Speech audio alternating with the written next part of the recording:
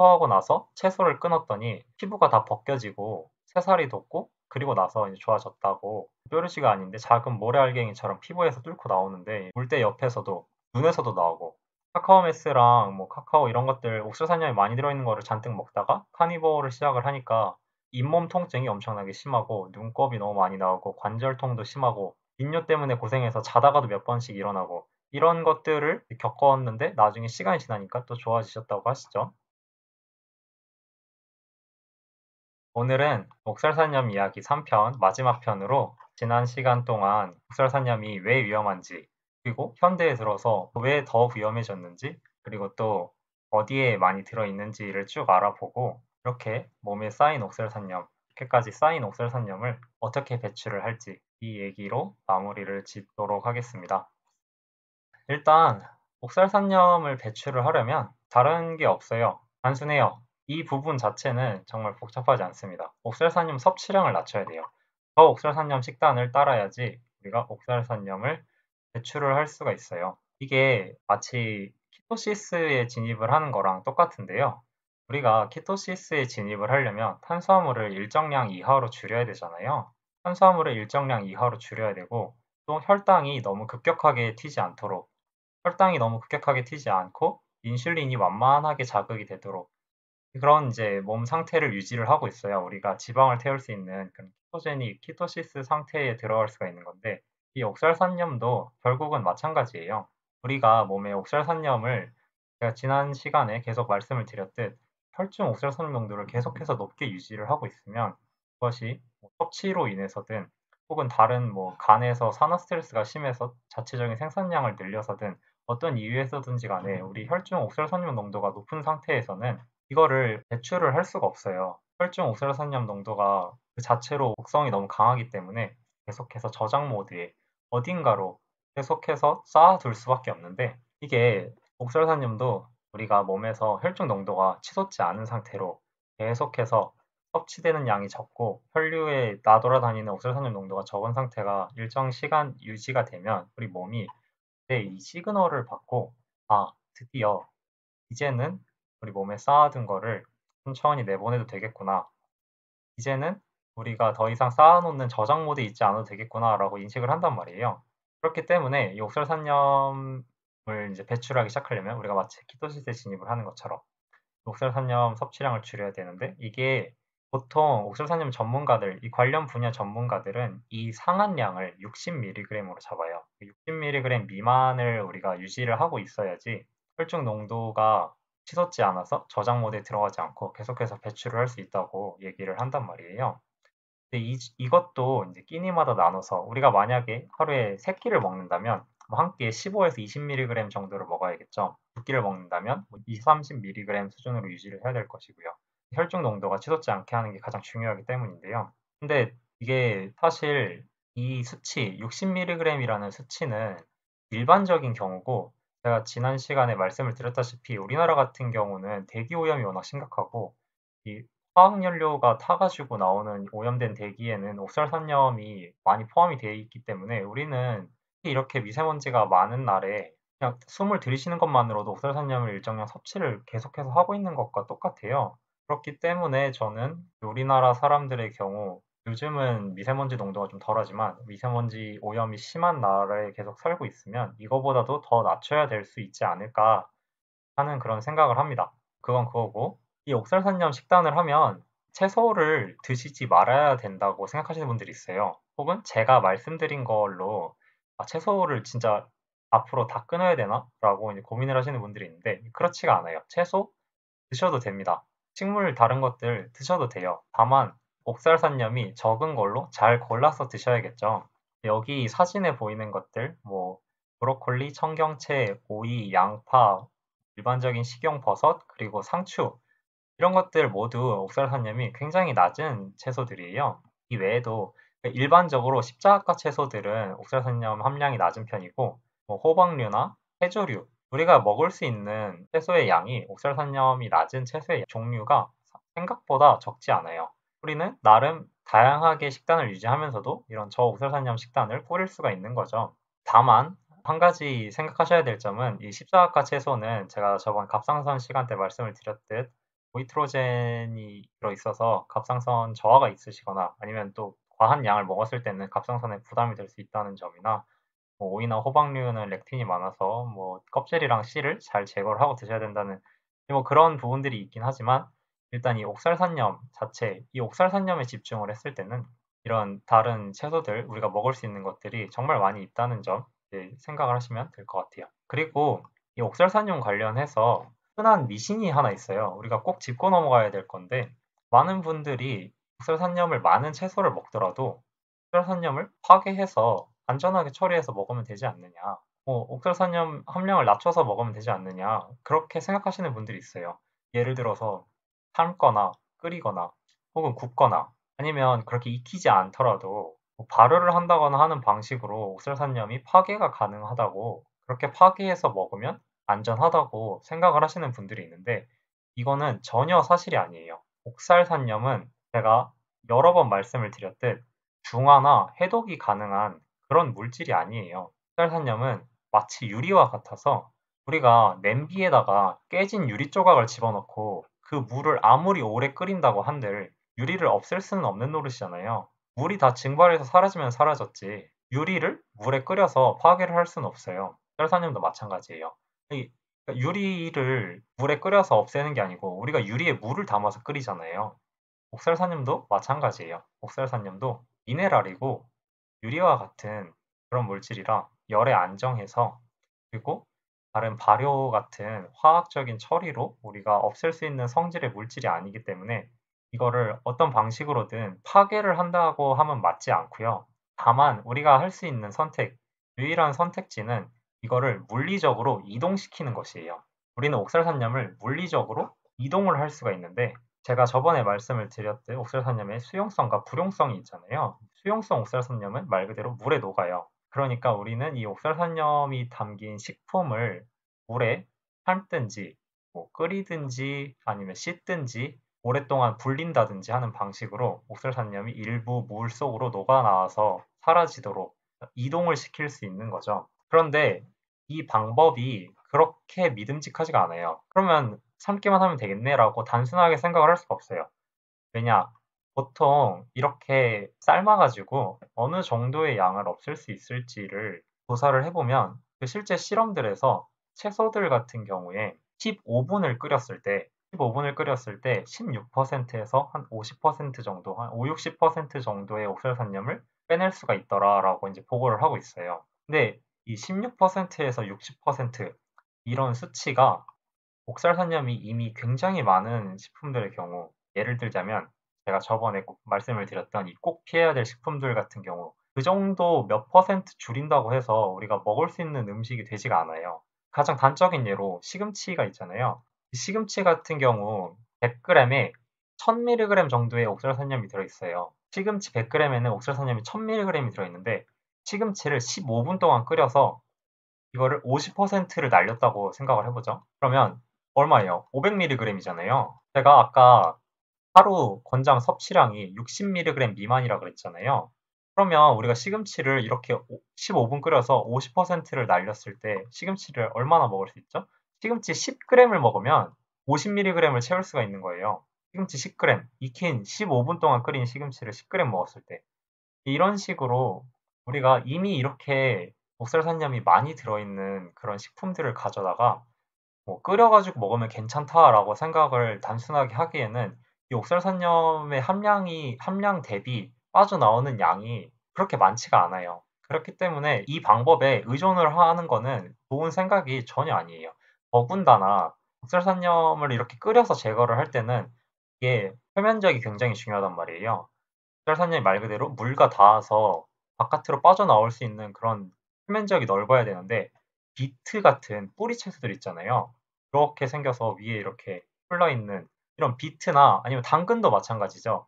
이런 것들을 그냥 통째로 넣어가지고 혹은 뭐 이렇게 한 4등분을 내가지고 물을 끓이면 이 덩어리 바깥의 면에 살짝 물이 닿은 거 말고는 이 안쪽은 그냥 그대로 덩어리로 존재를 한단 말이에요. 이렇게 큰 덩어리들 4개가. 그렇기 때문에 얘네들은 거의 사실상 옥수수산염 제거가 불가능해요. 안 빠져나와요. 이렇기 때문에 제가 감자를 드실 거면 꼭 껍질을 다 벗겨가지고 잘게 잘라서 물에 오랫동안 끓여서 드시라고 한 거고, 근데 이 오랫동안 삶으라는 말이 사실 15분인데 시금치를 누가 15분 동안 끓여요? 잎채소를 어느 누가 15분 동안 끓여요? 잎채소를 데치지 15분 동안 끓이면 생각하시는 그런 채소가 더 이상 아니게 돼요.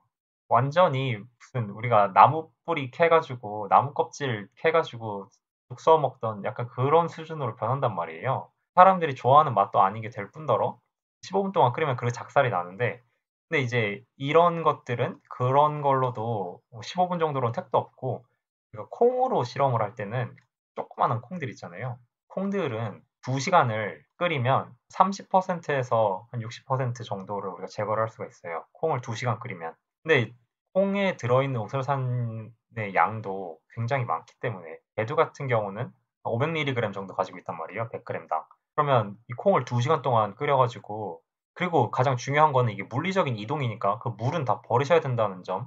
이거는 당연한 거죠. 그 물을 다시 먹으면 그걸 그대로 마시는 거랑 전혀 다를 바가 없어요. 물을 다 버려내고 배두를 그렇게 2시간 동안 끓여내면 60%를 제거했다 손 치더라도 이미 100g 먹었을 때 200mg이 훌쩍 넘어가요. 우리가 60mg 밑으로 유지하기에는 그 양이 정말 까마득한 거죠. 이런 식으로 끓이는 방법은 전혀 믿을 만한 그런 방법이 아니라는 거. 네, 그래서 얼마나 이 물에 해가지고 옥설산염을 제거하는 게 어려운지 예시가 있어요. 제가 그 연재했던 전래식단 이야기 곡물과 견과류의 올바른 섭취법 편에서 발췌를 해가지고 온 건데요. 여기 보시면 이게 오스트레일리아 원주민들이 자기네들이 전통적인, 그러니까 서구 문명과 접촉하지 않고 전통적으로 살아가고 있었을 때 그런 자연에서 나는 씨앗과 견과류들을 어떤 식으로 안전하게 처리해서 먹었는지 그거를 우리가 기록을 해놓은 거예요. 여기 보시면 자미아 씨드, 파인애플 팜 씨드, 이게 다 씨앗이잖아요. 제가 여기서 말씀을 드렸듯이 치아 씨드, 파피 씨드, 깨 이 다 씨앗들은 정말 어마어마하게 옥설산염이 많다고 말씀을 드렸잖아요. 얘네들도 아마 그럴 텐데 이거를 안전하게 처리하기 위해서 이 오스트레일리아 원주민들이 무엇을 했느냐?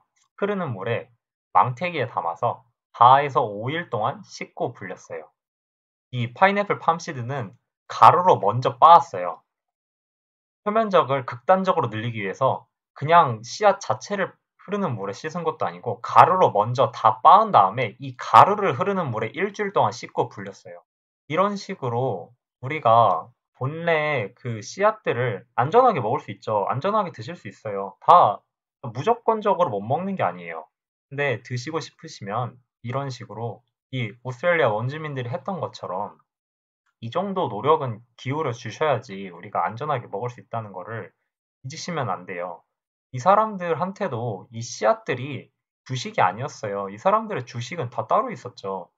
이거는 말 그대로 같이 곁들여 먹는 음식일 뿐이었는데도 우리가 깨를 곁들여 먹고 아니면 콩을 곁들여 먹고 이런 식으로 잡곡밥을 해 먹듯이 우리가 곁들여 먹는 음식들을 가공을 함에도 이 정도의 노력을 기울였단 말이에요. 우리가 이거를 이거는 이제 무시를 하고 이 사람들이 이런 씨앗들을 그렇게 먹었어? 그러면 씨앗을 먹으면 건강하겠네라고 마구잡이로 먹으면 안 된다는 점, 그리고 그 씨앗들을 단순하게 익혔다고 끓였다고 발효했다고 안심할 수가 없다는 점 잊지 않으셨으면 좋겠네요. 자, 그러면 배출 시 생길 수 있는 증상을 볼 건데요. 그래서 이런 거 제가 먹지 말라고 막 그렇게 얘기를 했던 것들, 혹은 뭐 그 외에도 좀 더 그보다는 많지 않지만 그래도 꽤 많이 들어있는 것들을 많이 줄였어요. 60mg 밑으로 줄였어요. 몸에서 배출이 시작이 됐습니다. 이렇게 배출이 시작됐을 때 우리는 그러면 어떤 문제들을 겪을 수가 있을까요? 어떤 증상들이 생길 수가 있을까요? 이게 왜냐면 제가 계속해서 말씀을 드렸듯 목살산염은 중화나 해독이 안 되는 데에 반해서 우리 몸에서 한 번에 다 배출을 할 수도 없단 말이에요. 먹는 족족 배출을 할 수가 없고 어딘가에 쌓아놔야 되기 때문에 그렇게 위험천만한 상태로 안전하게 처리되지 않은 상태로 우리 몸에 쌓여있던 것들이 먹지 않았을 때 쏟아져 나오면서 제가 옥설산염으로 인해서 생길 수 있는 그런 문제들, 옥설산염 독성으로 인해서 생길 수 있는 모든 문제들을 같이 일으키면서 빠져나오면서 그 문제들을 오히려 더 악화시키면서 그렇게 쏟아져 나올 수가 있단 말이에요. 그래서 이 그 증상들에 뭐가 있는지를 이제 잠깐 알아볼 건데요. 이 김에 시금치 삶은 물로 탄냄비도 닦고 가스레인지, 시즌렌지 예, 이게 옥살산 제가 그때 말씀드렸었잖아요. 처음에 이걸로 녹도 닦는다고. 원래 옥살산을 그런 클리너로 많이 써요. 이게 굉장히 그 힘이 강력해서 옥살산염으로 못 닦는 게 없어요. 다 부식시켜 버리니까 모든 걸 다 자기가 끌고 가 버리니까. 근데 이제 그거 하실 때 조심하셔야 돼요. 꼭 고무장갑 끼셔야 되고 그 손에 닿으면 피부로도 흡수가 되니까. 그래서 그러면 이제 배출이 무엇이냐? 배출이 무엇인지를 잠깐 개념을 짚고 갈게요. 여기서 이제 이게 그 제가 저번에 말씀을 드렸던 Trying Low Oxalate Diet 그룹에 있는 글이에요. 거기에 보시면 굉장히 좋은 정보들이 엄청나게 많이 올라와 있는데 여기서 정의를 하기를 덤핑이라는 표현을 써요. 옥설산염 배출을 할 때 옥설산염을 우리가 말 그대로 몸에서 쌓여있던 거를 끌어다가 바깥에다가 쏟아버리는 거니까 이 쌓여있는 옥설산염을 세포나 조직에 쌓여있는 옥설산염을 신장을 통해서 소변으로 뭐 장과 소화기를 통해서 대변으로 호흡기랑 폐를 통해서 이런 점액질로 가래나 그런 것들이죠. 혹은 이제 눈이랑 뭐 수정체를 통해서 눈물로 그리고 피부와 그냥 말 그대로 물리적으로 피부에서 바깥으로 내보내는 것과 뭐 이런 땀으로 내보낼 수가 있고요. 이런 것들을 이제 하면서 무슨 증상이 일어나는지를 이제 알아보려고 했던 거잖아요. 보시면 말 그대로 제가 말씀드렸던 대로 그 옥사산염으로 인해서 일어날 수 있는 모든 증상이 다 포함이 돼 있어요. 몇 개만 보시면 뭐 복부팽만이랑 복통, 구역감 이런 뭐 소화기 관련 문제들, 대변을 볼 때 엄청나게 아프다든지 대변에 모래같이 아니면 뭐 색깔이 너무 밝다든지 희고 검은 그런 반점들이 뭐 생겨 있다든지 펄사랑 변비를 왔다 갔다 한다든지 둘 중에 하나만 올 수도 있고요. 뭐 이렇게 이런 장기 문제들, 소변이 뭐 단백뇨, 혈뇨가 생긴다든지 이렇게 뿌여진다든지 방광이나 요도 뭐 이런 곳들이 아프다든지 신장이 아프다든지 뭐 허리가 아프고 그다음에 담석증이 생길 수도 있어요. 그쪽으로도 우리가 배변으로 빠져나갈 때 우리가 보통 쓸개에서 담즙을 분비를 하면서 거기다가 옥설산염을 이렇게 내보낸단 말이에요. 그러면서 이 담석증이 생길 수도 있고 이제 쓸개가 아플 수도 있고요. 외음부통이 생길 수도 있고 뭐 이렇게 소변 문제 그리고 이제 신경계 문제 제가 신경계 문제도 말씀드렸죠. 뭐 이렇게 심장이 너무 되게 빨리 뛴다든지 산소가 부족한 것 같다든지 잠을 제대로 못 잘 수도 있고 기침을 엄청나게 심하게 할 수도 있고 뭔가 감기 걸린 것 같고 독감 걸린 것 같고 목이 아프고 코가 막히고 비염이 생기고 눈 관련해서 뭐 눈이 아프다든지 뭐 소리가 잘 안 들린다든지 안 들렸던 소리가 들린다든지 피부가 아프고 타는 것 같고 관절염이 오고 관절통이 생기고 근육이 아프고 근육통이 생기고 뭐 전신이 다 아플 수도 있고 뭐 온갖 문제가 다 있어요. 뭐 기운이 없고 그다음에 이제 이런 무드 문제도 생길 수가 있는데요. 막 이렇게 불안증이 생기고 패닉 어택이 오고 브레인 포그가 생기고 우울증이 생기고 갑자기 화를 주체할 수가 없고 브레인 포그가 생겨서 판단력이 많이 떨어져 가지고 내가 뭐 물을 마시다가 컵에 따라서 그 물컵을 식탁에 안전하게 내려놨다고 이렇게 딱 내려놨는데 식탁에 안 내려놓고 그냥 허공에 올려놓은 상태로 떨어뜨려 가지고 컵을 깼다는 그런 사례도 꽤 많아요.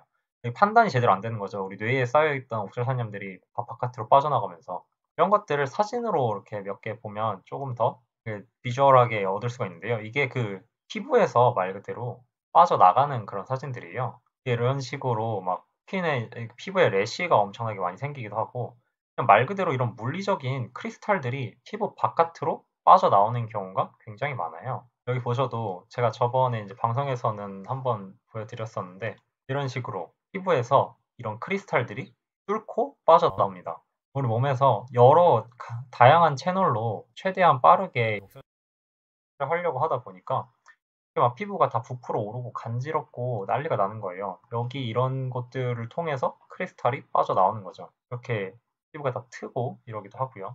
네, 이런 사례를 이렇게 뭐 외국인들 포럼에 가가지고 볼 필요도 없는 게 사실 제 방송을 보셨던 분들 실시간 채팅에서 이렇게 가져왔는데요. 제가 무단으로 가져온 거라 이름은 이렇게 살짝 가렸습니다.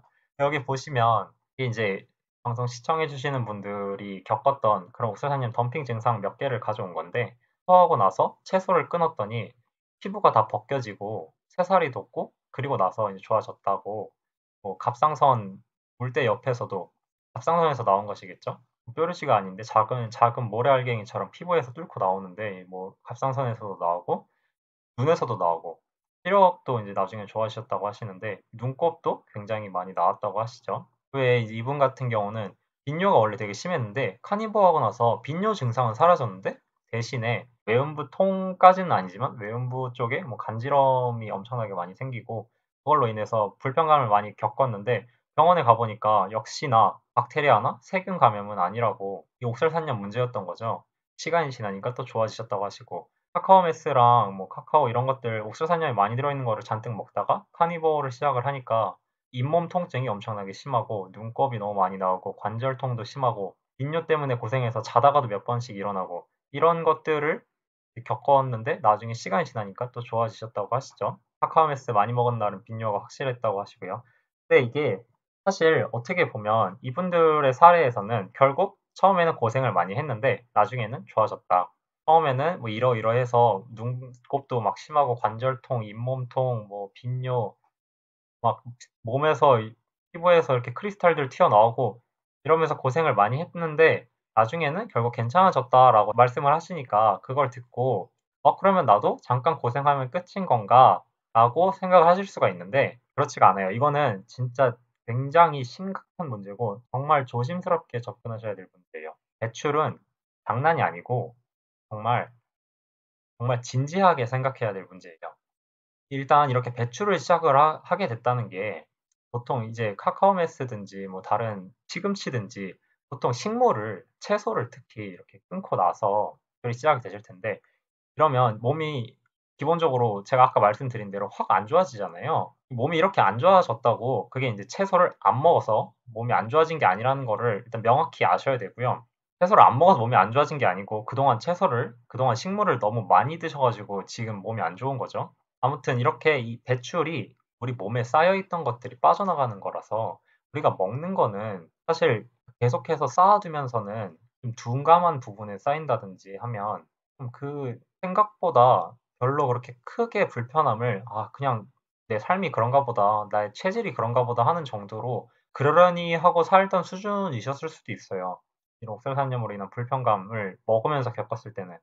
근데 이게 빠져나갈 때는 특히나 최근까지 많이 드셨던 분들은 그게 옥살산염이 몸에 들어와서 몸을 돌아다니다가 결국에는 이제 칼슘이 가장 많은 뭐 뼈 같은 그런 단단한 조직들의 자리를 잡고 거기서 이제 완전히 뿌리를 내린단 말이에요.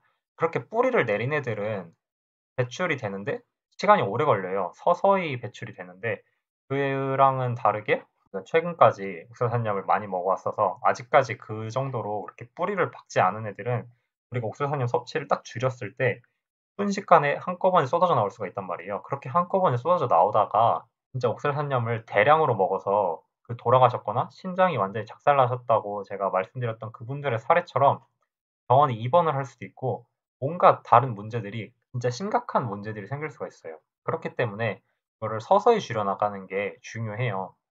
아까 제가 보였던 트라잉 로우 옥살레이트 다이어트 그 그룹에 있는 수전 오웬스 그리고 그 그룹 차원에서 제안을 하기를 500mg을 기준으로 두더라고요. 이 500mg 이상으로 먹은 사람은 그 그룹에서는 일주일에 5%씩 줄이기를 권해요. 왜 5%씩? 그러니까 만약에 내가 하루에 1000mg의 예를 들어 해독 주스를 한 잔씩 먹었다. 다른 거는 대신 안 먹었고 하루에 이제 1000mg씩 먹었다고 하면 이걸 5%씩 여기 5%면 50이잖아요. 그 다음 주에는 950을 먹고 이런 식으로 5%를 계속 줄여 나가라고 이렇게 권해요.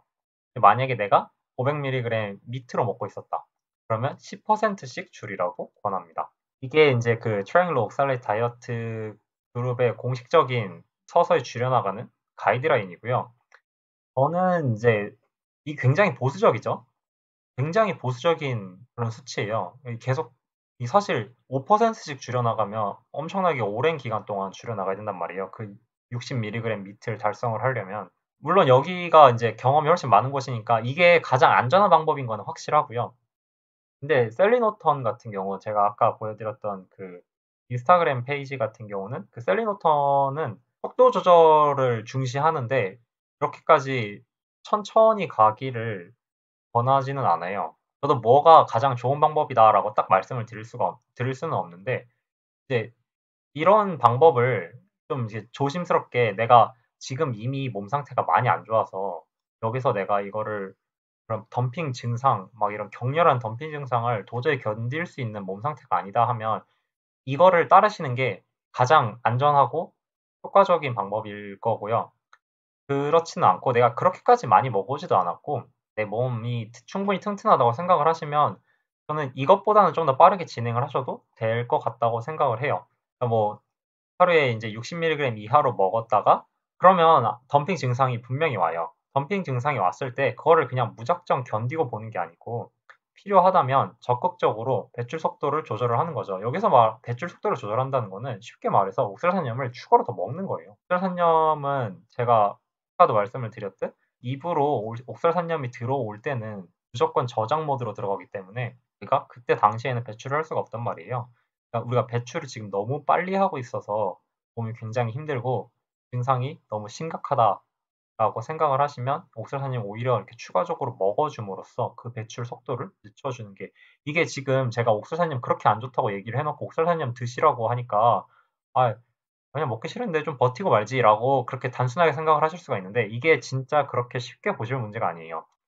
옥살산염이 잔뜩 대량으로 빠져나가면서 우리 몸에 있는 미네랄들이랑 전해질들을 싹 다 들고 나가는데 그러면서 만약에 우리 신경계를 잔뜩 건드리면 그 신경계가 건드려져서 안 그래도 우리 뇌와 장기들의 소화기든 아니면 심장이든 폐든 이런 다른 장기들이랑 그 커넥션이 약해져 있는데 우리 몸에 있는 그런 미네랄들 전해질들까지 다 빠져나가면 진짜 뇌와 몸이 따로 놀 수가 있어요. 이 말은 즉슨 심하면 부정맥이 와서 심장이 제대로 안 뛰다가 진짜 죽을 것 같아가지고 병원 가서 응급실 입원해가지고 중환자실 들어가실 수도 있다는 뜻이에요. 이만큼 배출은 굉장히 심각한 문제고 진지한 문제니까 이거를 그냥 내가 깡으로 악으로 버티면 되지 조금만 버티면 되는 거 아니야? 라고 생각을 하시면 안 돼요.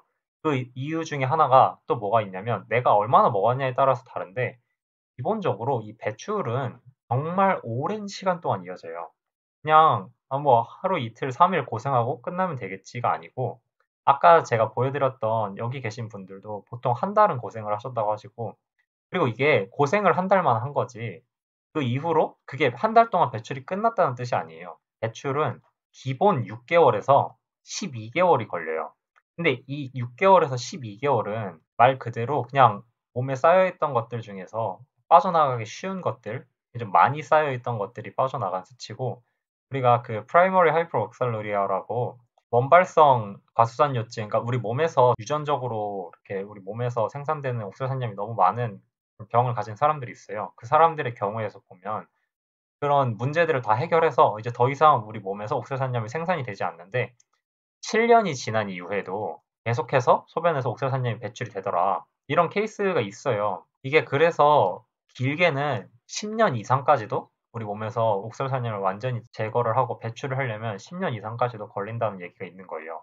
내가 그동안 정말 수십 년 동안 꾸준히 오랫동안 많이 먹어왔으면 그냥 한 달 고생하고 땡이겠지. 한 달만 잘 버텨보자 라고 생각을 하시면 안 돼요. 그리고 이 배출이라는 게 주기적으로 이루어져요.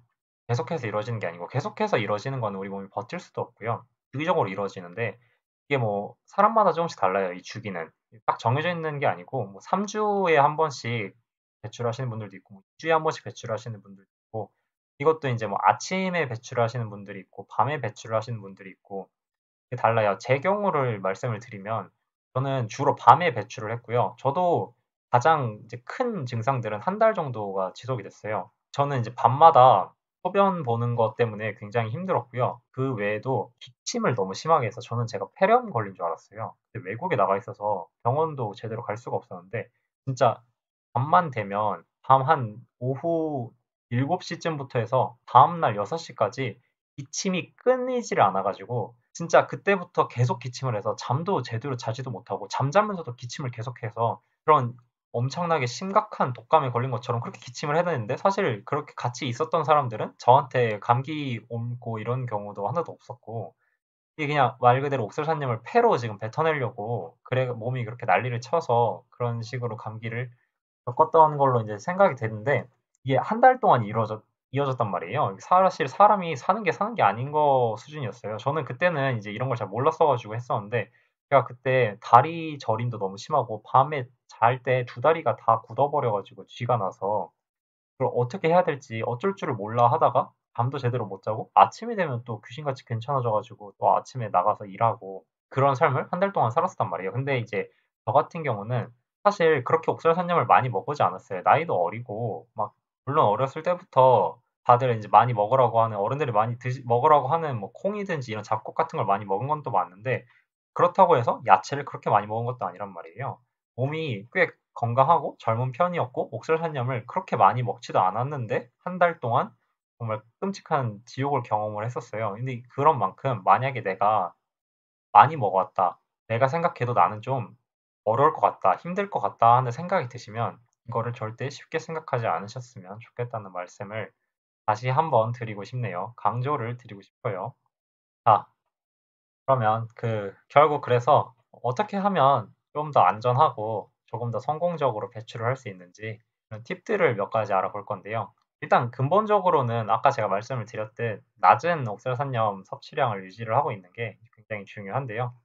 그거 외적으로 이렇게 제가 위험할 수 있다고 말씀드린 거를 그 위험 리스크를 최대한 줄일 수 있는 방법들을 이제 몇 가지 소개를 하자면 일단 충분한 영양 섭취는 정말 기본 중에 기본이에요.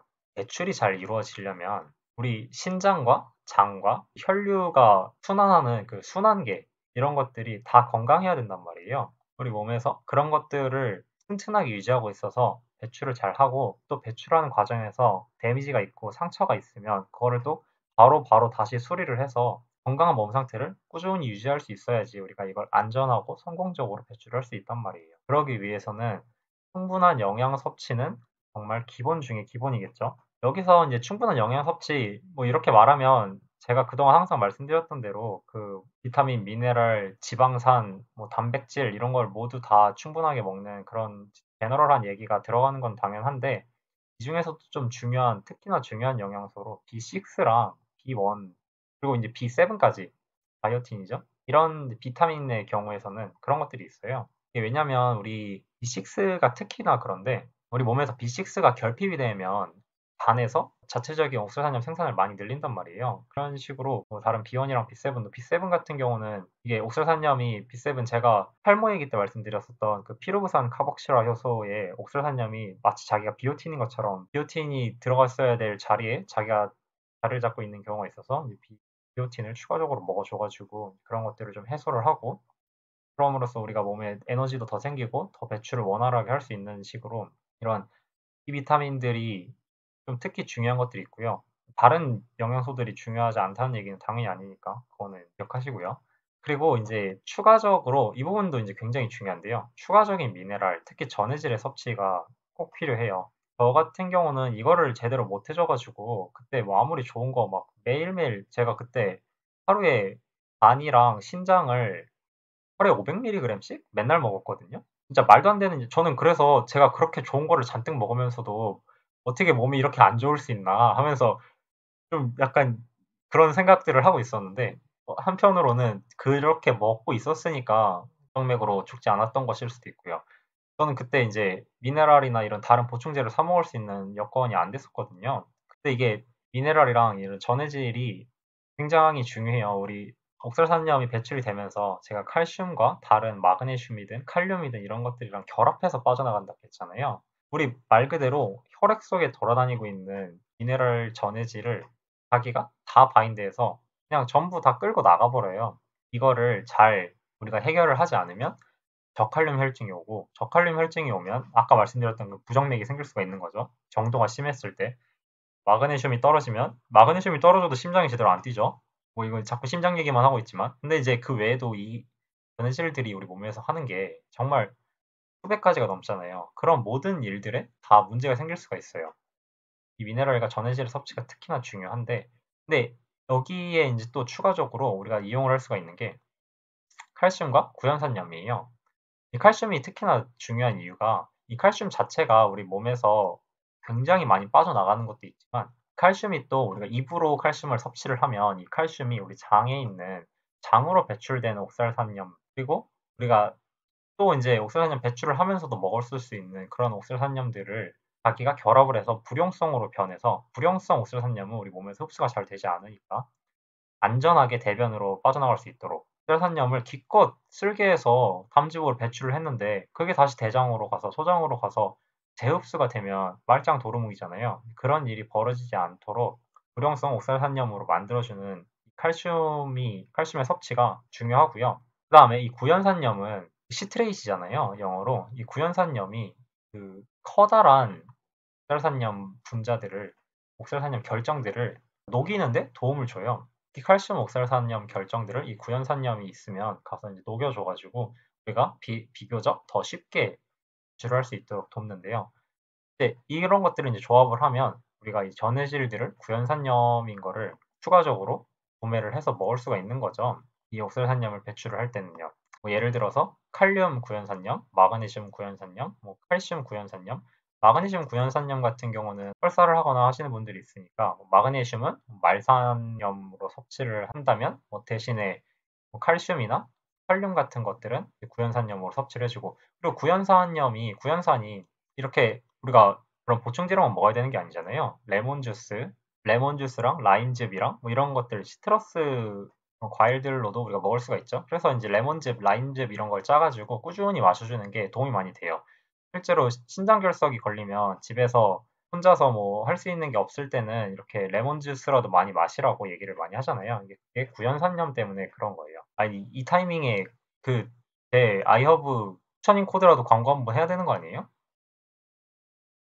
그리고 그 다음에 도움을 줄 수 있는 방법들로 이제 이런 것들이 있는데, 뭐 사우나랑 앱섬 솔트 목욕, 그리고 마그네슘 로션, DMSO 이런 것들을 이제 바르는, 이게 사우나는 우리가 이용할 수 있는 가장 강력한 디톡스 방법 중에 하나예요. 우리가 아까 제가 말씀을 드렸듯 땀이나 피부로도 옥수산염을 배출할 수 있다고 그랬잖아요. 이 배출할 수 있는 통로를 다각화하는 게 굉장히 중요해요. 우리가 오로지 신장으로만 배출을 하면 신장은 결석이 생기든 치밀결합부들이 다 작살이 나든 문제가 생길 수밖에 없어요. 보통 이제 주로 신장이 많은 일들 담당을 하긴 하지만 그 부담을 최대한 줄여줄 수 있게 우리가 피부나 아니면 장으로도 안전하게 배출을 할 수 있으면 그만큼 더 좋단 말이에요. 그럴 수 있게. 근데 사우나에서 우리가 피부로 땀으로 배출을 하려면 땀이 나야 되는데 일반적으로 가만히 있어서는 땀이 안 나니까 이렇게 사우나에 가서 땀을 내줄 수가 있고요. 그리고 뭐 사우나는 그 외에도 다른 좋은 점이 너무 많죠. 지금 같은 때 특히나 면역력과도 관련이 깊으니까 사우나를 꾸준히 해주시면 좋고, 앱섬 솔트 목욕 같은 경우는 앱섬 솔트가 황산 마그네슘이에요. 황산 마그네슘을 앱섬 솔트라고 하는데, 이 황산 마그네슘이 먹기에는 거의 무슨 엄청나게 강력한 변비약처럼 설사를 일으켜서 먹기에는 적합하지가 않은데, 이거를 물에 타가지고 입욕제로 써가지고 목욕을 하면 우리 몸으로 피부로 이 앱섬 솔트가 황산 마그네슘이 흡수가 돼요. 이게 왜 중요하냐면 앱섬 솔트 황산 마그네슘은 황이랑 마그네슘이 같이 있는 거잖아요. 제가 아까 말씀을 드렸듯 마그네슘은 이 옥설산염이 배출이 되면서 같이 끌려가지고 나간내고, 황은 그 세포에서 여기 옥설산염이 이렇게 있다가 얘가 바깥으로 빠져나가면 황이 이렇게 들어와요. 근데 이러면서 이 황이 낭비가 되거든요. 그러니까 옥설산염이 우리 몸으로 빠져나가는 만큼 황이 다 낭비가 된다고 생각을 하시면 돼요. 그래서 이 황을 좀 추가적으로 보충을 해주는 게 중요한데, 황산 마그네슘은 이 황이랑 마그네슘, 엡섬 솔트는 이 두 가지를 다 가지고 있는 것이기 때문에 이런 게 이제 굉장히 도움이 많이 되고요. 마그네슘 로션도 제가 그 인스타 포스트에서 보여드렸던 그 마그네슘 로션처럼 황이랑 마그네슘을 같이 이렇게 섞어 놓은 그런 제품들이 있어요. 이런 것들을 우리가 이 마그네슘을 입으로는 잘 못 드시는 분들이 꽤 있거든요. 그런 걸 피부로 좀 줌으로써 그런 추가적인 도움을 받을 수가 있는 거죠. 이 DMSO는 다이메틸 설퍼 옥사이드라고, 이것도 피부에 발라가지고 말 그대로 우리가 황을 피부로 흡수를 할 수 있게 도와주는 그런 건데, 이거는 이제 좀 전문적으로 뭐 용량이나 이런 것들을 정해주실 분이 옆에 있는 게 아니면 혼자서 사용하기에는 좀 이렇게 안 좋을 수도 있을 것 같고요. 근데 이제 이런 선택지가 있다는 것도 알아두셨으면 좋겠어요. 그다음에 비타민 C랑 콜라겐을 주의를 하셔야 돼요.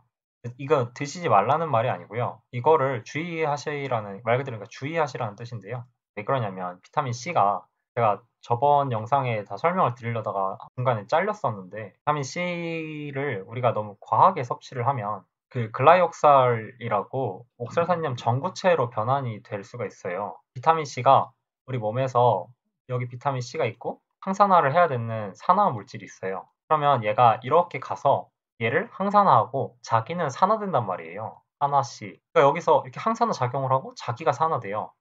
이게 다시 환원되어 가지고 이게 돌아오면 되는데 이게 잘 안 되니까 이게 안 되는 과정이 산화된 비타민 C가 글라이옥살이라는 걸로 변해서 옥살산염 전구체가 되어 가지고 비타민 C를 과도하게 먹으면 옥살산염이 늘고 제가 이 비타민 C 섭취량의 1.5% 정도가 옥살산염으로 바뀐다고 말씀드렸잖아요. 그래서 메가도스 하시지 말라고 하는 것도 저번 시간에 말씀을 드렸죠.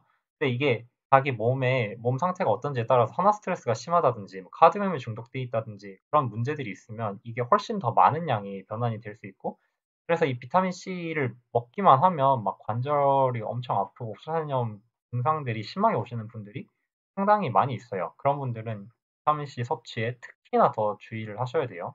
드시지 말라는 말이 아니고 먹어서 반응이 안 좋으면 주의하시라는 뜻이고 콜라겐도 마찬가지예요. 콜라겐에 있는 그 세 가지 아미노산 중 글라이신과 하이드록시프롤린 같은 경우는 역시 글라이옥살로 바뀔 수가 있어요. 변환이 될 수가 있어요. 그래서 이제 걔네들을 또 이제 과하게 먹었을 때 반응이 안 좋으실 수가 있는데, 근데 이게 또 중요한 게 뭐냐면 그냥 그러면 사골국 안 먹으면 되지 뭐 도가니탕 좀 덜 먹으면 되지라고 생각을 하실 수도 있는데 그 마그네슘 글라이시네이트라고 이게 그 킬레이트 된 게 흡수율이 더 좋다고 해서 그런 것들을 많이들 사서 드시잖아요.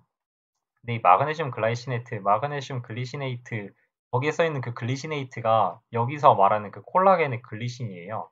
글라이신. 그 아미노산에다가 결합을 시켜 놓은 거란 말이에요. 그래서 마그네슘 글라이시네이트를 먹으면서도 이 옥살산염으로 변환되는 것 때문에 관련 증상을 막 호소를 하고 고통을 겪으시는 분들이 꽤 있어요. 종종 있어요. 그래서 그분들은 내가 만약에 마그네슘 글리시네이트를 먹었을 때 반응이 안 좋다 하시면 계속 드실 게 아니고 다른 걸로 바꾸셔야 된다는 점. 뭐 구연산염을 드시든 아니면 구연산염이 안 좋으면 말산염을 드시든 그런 식으로요. 이런 식으로 옥살산염을 우리가 조금 더 안전하게 배출할 수 있는 방법이 있는데 역시 가장 중요한 거는 바로 우리 몸의 소리에 귀를 기울이는 거겠죠. 제가 여러 가지 말씀을 드렸잖아요. 속도 조절을 하시라고 말씀을 또 드렸었고, 몸 상태가 어떤지에 따라 5%씩 줄이거나 10%씩 줄이는 게 필요할 수도 있다고 말씀을 드렸고, 내 증상에 따라서 구연산염을 먹을 수도 있고, 아니면 마그네슘 말산염을 먹을 수도 있고, 어떤 전해질이 더 많이 필요할 수도 있고, 어떤 전해질은 좀 덜 필요하고, 혹은 사우나가 필요할 수도, 운동이 필요할 수도, 아니면 그냥 정말 침대에서 쉬어야 될 수도, 이거는 사람마다 결국 다 달라요. 내가 몸에 그동안 얼마나 쌓아왔는지도 다 제각각이고, 내가 그동안 건강 상태가 얼마나 안 좋았는지도 다 제각각이고, 결국 우리 모두의 배출 증상이 완벽히 똑같을 수가 없어요. 이게 또 왜 그러냐면, 혈산염 결정들은 우리 몸에서 가장 약한 곳에 쉽게 축적되는 성질이 있어요. 내가 만약에 왼손에 약지 손가락을 10년 전에 심한 동상을 입었었어요. 그러면 그 동상을 입었던 세포 조직 10년이 지났음에도 거기에 특히나 더 옥살산염이 많이 쌓일 수가 있단 말이에요. 그럼 거기에 옥살산염 배출이 시작되면 거기서 뭐 손가락이 다 벗겨지고 난리가 나겠죠? 내가 만약 갑상선이 안 좋으면 갑상선에 특히나 더 많이 쌓일 수가 있고 내가 어디에 뭐 관절염이 기존에 있었으면 거기에 특히나 옥살산염 결정들이 더 많이 쌓여서 관절이 더 아프고 그런 식으로 우리 그 자기 자신을 지키기 힘들어하는 그런 것에 더 많이 쌓여요. 사람마다 어디에 많이 쌓였고 그렇기 때문에 배출할 때 증상이 다 다를 수밖에 없어요. 그런 만큼 결국 자기 몸의 소리에 귀를 기울이고 자기 몸 상태를 꾸준히 살피면서 지금 내가 필요한 게 무엇인지, 내가 어떤 것을 더하고 어떤 것을 빼야 될지 그에 맞춰서 행동을 할 수밖에 없어요. 그러니까 결국은 내 몸은 내가 지켜야겠죠. 옥살산염도 그런 식으로 내 몸의 소리에 기울이면서 귀를 기울이면서 잘 해결을 해 나가셨으면 좋겠습니다. 더 추가적인 질문이 있으시면은 나중에 이제 DM이나 아니면 댓글이나 뭐 이런 데 이렇게 달아주시면 되고요. 이렇게 옥살산염 얘기는 마무리를 하겠습니다. 그동안 옥살산염 이야기 따라와 주시느라고 고생하셨고요. 옥설산염 배출 안전하게 잘 하셔서 건강하게 하셨으면 좋겠네요. 이렇게 오늘 마치겠습니다.